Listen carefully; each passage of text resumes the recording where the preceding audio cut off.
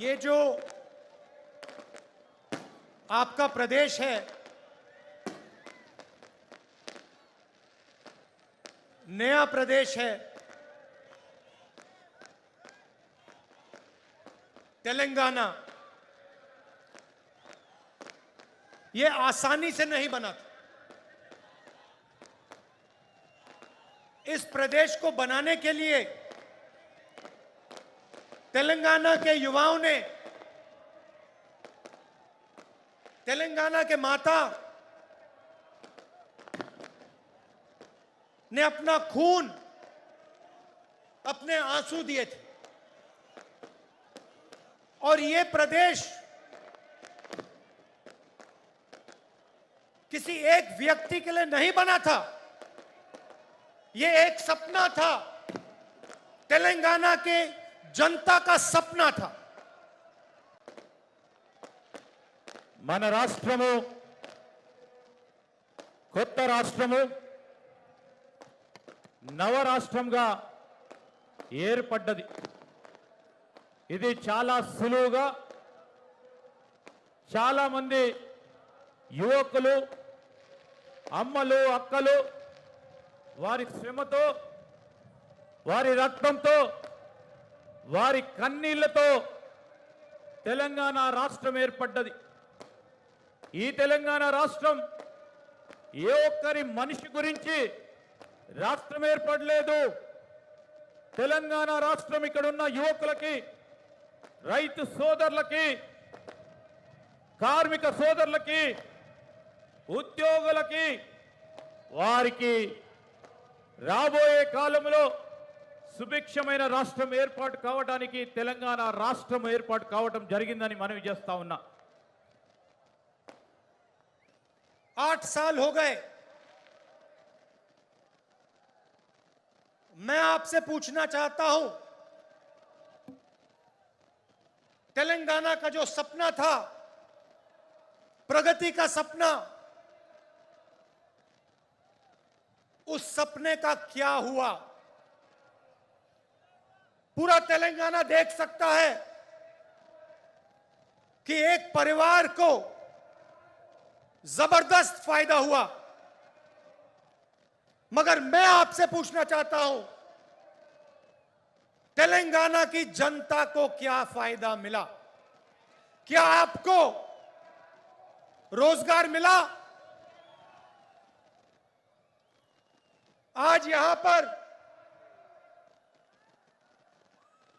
किसानों की विधवा स्टेज पे हैं, रो रही हैं। यह किसकी जिम्मेदारी है?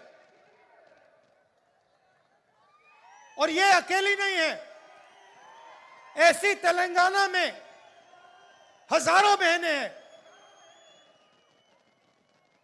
जिनके पति ने आत्महत्या की। किसकी जिम्मेदारी है?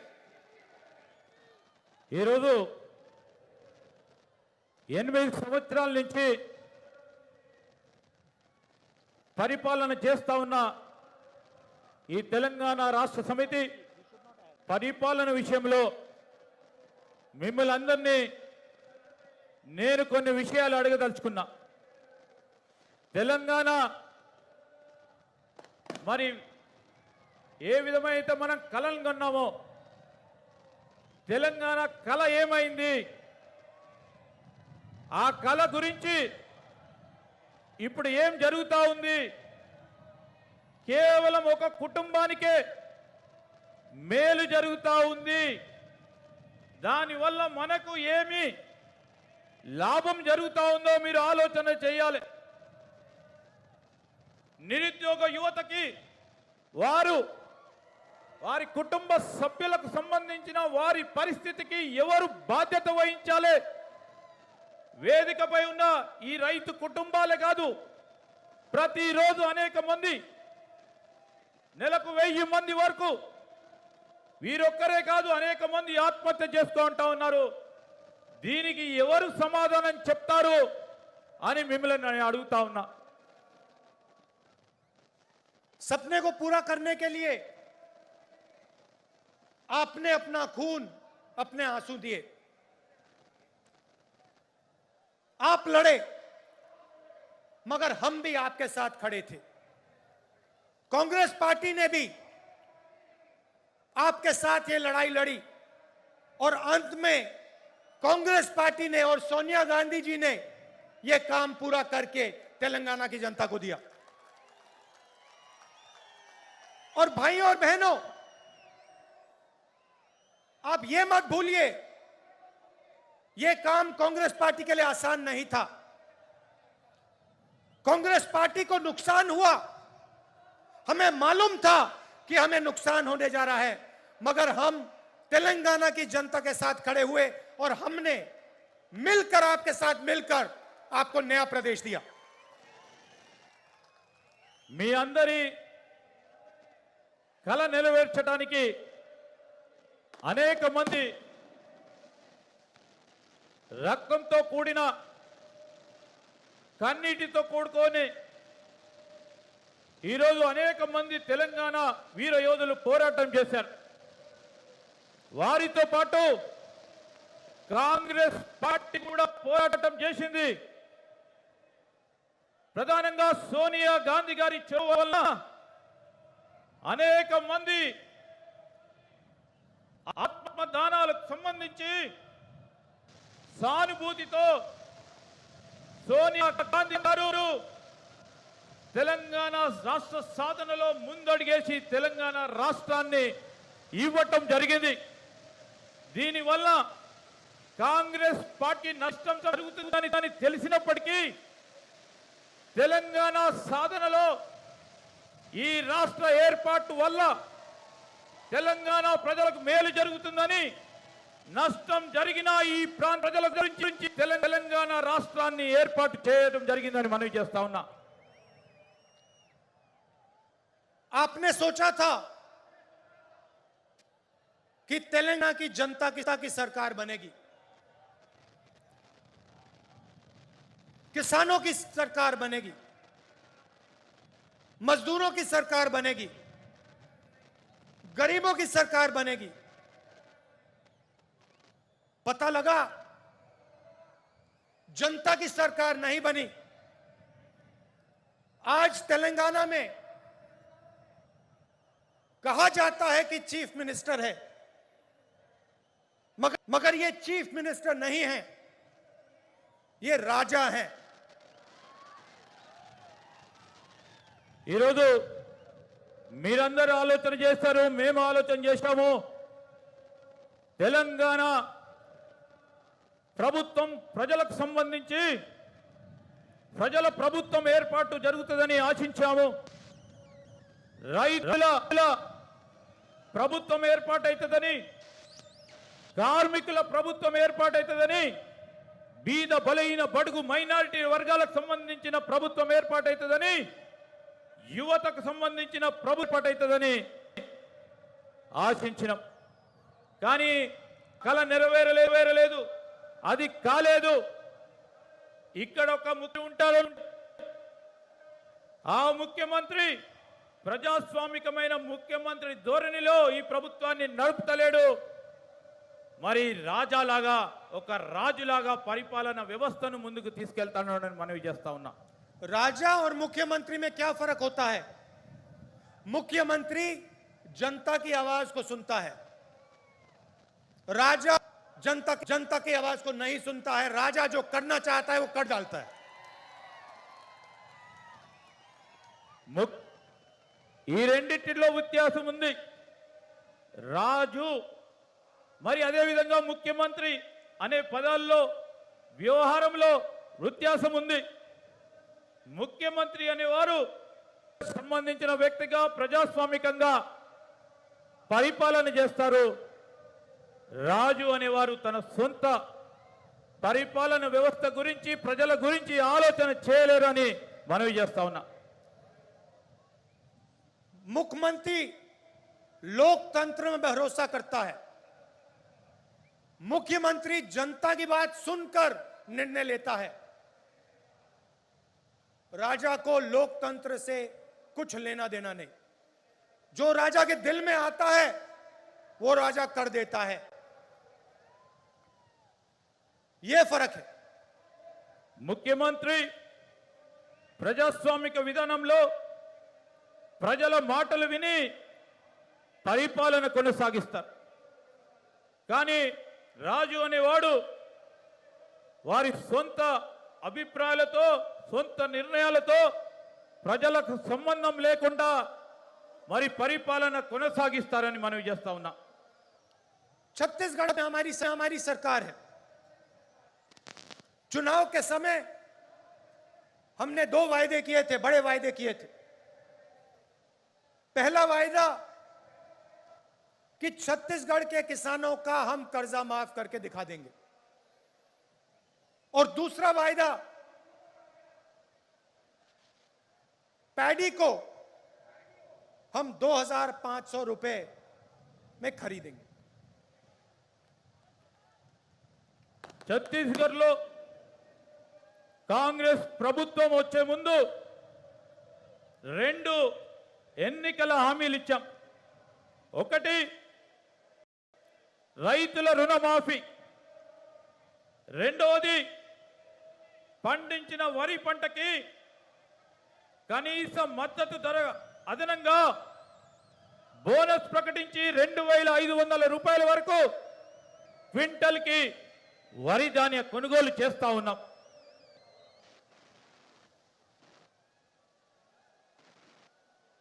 किसानों ने हमें कहा कि हमें कर्जा माफी की जरूरत है और हमें 2,500 रुपए आप दीजिए. हमने उनकी आवाज सुनी और आज आप जाइए, छत्तीसगढ़ जाइए और वहां पूछिए धान के लिए क्या दाम मिलता है. पूरा छत्तीसगढ़ का किसान आपको बताएगा कि छत्तीसगढ़ में 2,500 रुपए पर धान मिलता है. आज आपके जो चीफ मिनिस्टर हैं किसानों की आवाज नहीं सुन रहे हैं. 2-3 बड़े उद्योगपतियों की आवाज सुनते हैं, उनके लिए काम करते हैं, मगर किसानों की आवाज नहीं सुनते हैं. और जो छत्तीसगढ़ के किसान ने कहा था वही तेलंगाना का किसान कह रहा है. तेलंगाना का किसान कह रहा है कि मिर्ची के लिए, धान के लिए हमें सही दाम चाहिए और हमारा कर्जा माफ होना चाहिए. ఛత్తీస్గఢ్లో మాకు రైతులు చెప్పారు రుణమాఫీ చేయాలని, వరికి 2,500 రూపాయలు ఇవ్వాలని మాకు చెప్పడం జరిగింది. మీరు అడగండి ఛత్తీస్గఢ్లో ఉన్న రైతు సోదరులని, వారికి ఈరోజు క్వింటల్కి వరి ధాన్యానికి సంబంధించి 2,500 రూపాయలు వస్తా ఉన్నాయా లేవని. ఇక్కడ మీ ముఖ్యమంత్రి రైతులకు సంబంధించి 2 లేక 3 వ్యాపారుల మాట వింటా ఉన్నారు, రైతుల మాట వింటలేరు. ఎక్కడ కూడా కనీస మద్దతు ధర దొరకటం లేదు. ఈ ప్రాంతంలో మిర్చి సాగు చేస్తా ఉన్న రైతు సోదరులు కానీ, పత్తి సాగు చేస్తా ఉన్న రైతు సోదరులకి కనీస మద్దతు ధర అందటం లేదు అని మీకు మనవి చేస్తా ఉన్నాం. छत्तीसगढ़, तेलंगाना के किसी भी किसान को घबराने की जरूरत नहीं है. जैसे ही कांग्रेस पार्टी की यहां सरकार बनेगी वैसे 2 लाख रुपए का कर्जा माफ होगा और आपको सही एमएसपी मिलनी शुरू हो जाएगी. आपको ज्यादा समय रुकने की जरूरत नहीं है. आप घबराइए मत, डरिए मत. ये काम कुछ ही महीने में कांग्रेस पार्टी करके आपको दे देगी. తెలంగాణ రైతు సోదరులకు మనవి చేస్తా ఉన్నాం, మీరు ఆందోళన చెందవద్దు. మీకు రాబోయే కాలంలో 2 లక్షల రుణమాఫీ ఒకటేసారి అందజేయడానికి కాంగ్రెస్ ప్రభుత్వం రాగానే ఇవ్వటం జరుగుతుందని మీరు భయపడవద్దు.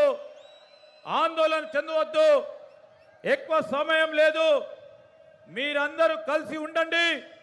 కాంగ్రెస్ ప్రభుత్వం ఏర్పాటైన తర్వాత మీకు ఇచ్చిన హామీని నిలబెడతామని మనవి చేస్తా ఉన్నాం. ये खोखले शब्द नहीं है, ये तेलंगाना के सपने को पूरे करने का पहला कदम है। किसानों की मदद, किसानों की रक्षा के बिना तेलंगाना का सपना पूरा नहीं हो सकता है। ఈరోజు ఇవి మేము చెప్పే మాటలు వట్టి మాటలు కాదు.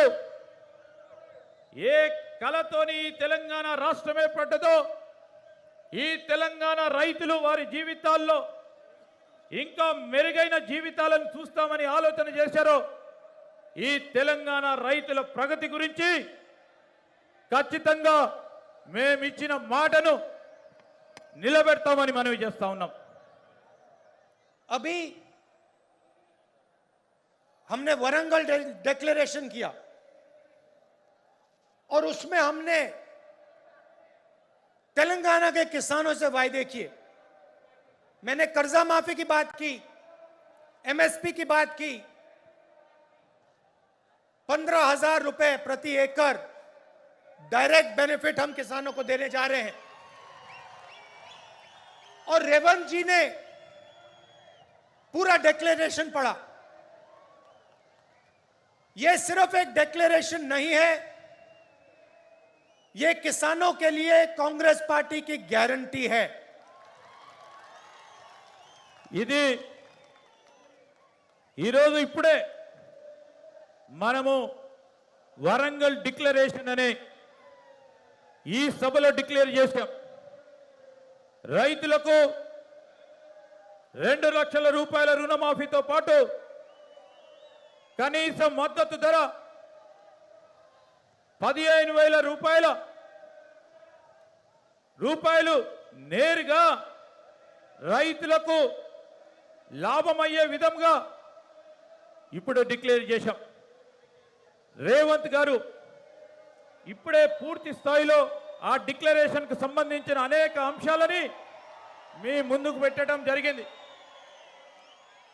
ఇది కేవలం డిక్లరేషన్ కాదు, కాంగ్రెస్ పార్టీ తరఫున ఇది రైతులకిచ్చే కాంగ్రెస్ పార్టీ తరఫున గ్యారంటీ అని నేను తెలంగాణ రైతులకు మనవి చేస్తాను. तेलंगाना के हर किसान को यह डिक्लेरेशन पढ़ना चाहिए और जब आप इस डिक्लेरेशन को पढ़ेंगे, आप यह बात याद रखिए कि इस डिक्लेरेशन का हर शब्द कांग्रेस पार्टी की गारंटी है। మీరు ప్రతి రైతు, ఈ రాష్ట్రంలో ఉన్న ప్రతి రైతు డిక్లరేషన్ ని చదవాలి. మీరు చదివి ఈ డిక్లరేషన్ లో ఉన్న ప్రతి అంశం విషయంలో మేము చెప్పదలుచుకున్నాం, ఇది కాంగ్రెస్ పార్టీ గ్యారంటీ. రైతు సోదరులను మరి ఆదుకునే కార్యక్రమం భాగంలో బాధ్యతగా అని మీ అందరికి మనవి చేస్తా ఉన్నాం. और ये हम इसलिए कर रहे हैं क्योंकि हम जानते हैं कि अगर किसान कमजोर रहेगा तो तेलंगाना का सपना पूरा कभी नहीं हो सकता है, क्योंकि किसान ही इस प्रदेश की नींव है, फाउंडेशन है। ఈరోజు మేము మీకు చెప్పదలుచుకున్నది ఒకటే, రైతులు బలహీనపడ్డప్పుడు తెలంగాణ రాష్ట్రం ప్రగతిలో నడవలేదు. అలాంటి సందర్భంలో ఈ డిక్లరేషన్ రైతు సోదరులకు ఒక పునాదిగా మన రాష్ట్రంలో కొత్త వ్యవసాయానికి సంబంధించి వ్యవసాయంపై ఆధారపడి ఉన్న రైతు సోదరులకు, రైతు కూలీలకి, కౌలు రైతులకి ఒక పునాది ఈ డిక్లరేషన్ అని మనవి చేస్తా ఉన్నాం. హాయ్ ఫ్రెండ్స్, మా టుడే టుమారో యూట్యూబ్ ఛానల్ చూస్తున్నందుకు చాలా థ్యాంక్స్. మరిన్ని లేటెస్ట్ వీడియోస్ కోసం వెంటనే సబ్స్క్రైబ్ చేయండి. అలాగే ఈ బెల్ ని కూడా రింగ్ చేసేయండి. మా నోటిఫికేషన్స్ అన్ని మీ మొబైల్లో వస్తాయి. అలాగే మా వీడియోస్ మీకు నచ్చితే లైక్ చేయండి, షేర్ చేయండి, నచ్చకపోతే కామెంట్ చేయండి.